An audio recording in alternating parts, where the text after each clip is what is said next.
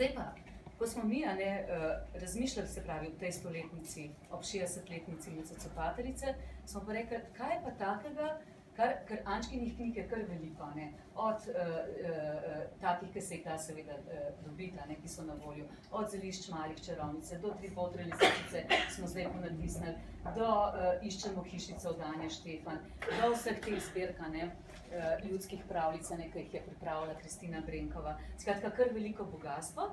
No in smo takrat razmišljali, kaj bi pa lahko naredili takega, kar trenutno pravzaprav je nekaj zelo dobrega, pa trenutno ne morejo naši otroci dobiti v roke. In smo potem seveda tudi ena taka knjiga, v kateri se je marsikdo od nas družil, je knjiga pravljic vsega sveta, to je tudi delo Kristine Brenkove, Zlata skledica. In smo se odločili, da bomo naredili en tak majčken, vedno pri teh ponatisih tako, da so seveda tudi tiskarski pogoji malo drugačni, da lahko malo bolj razkošno postavimo. In tako smo se odločili za to Zlato skledico, tukaj imamo že na ekranu. In včasih človek si misli, to je prvič išlo leta 1980.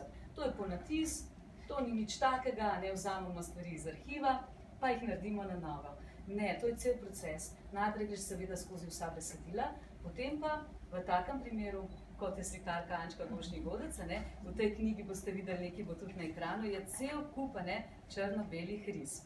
In Ančka je kot risarka, o tem bi lahko Pavle več govoril, res izjemno dobra. In je te risbe pravzaprav na novo vzela v roke in jih kar precej nekatere še. Povej, Ančka, kaj si pravzaprav naredila?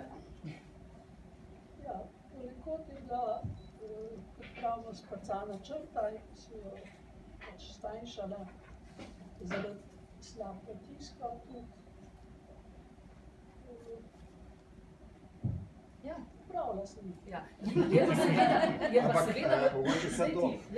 Ančka popravi to tako, če si predstavljate. To je črna linija in potem z belo pobere tisto, kar je odveč. Linija, se vemo, če govorim. Linija.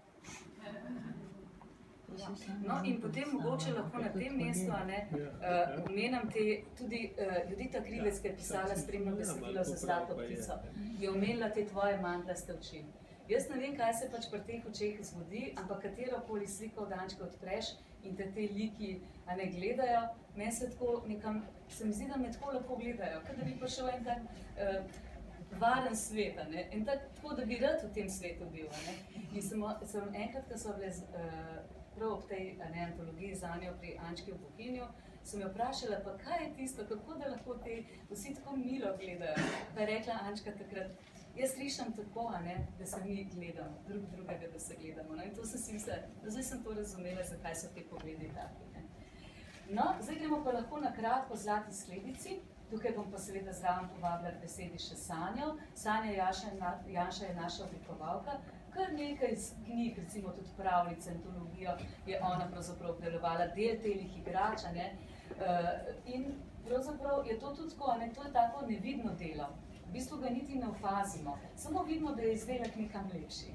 No pa mogoče poveš, kako je tole nastajalo, Sanja, dan ta beseda.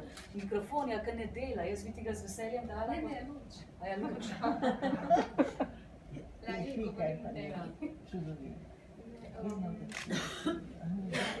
Jaz sem par besed o... Pa na glas govori, da imam mikrofona. To je najbolj na glas, kar je.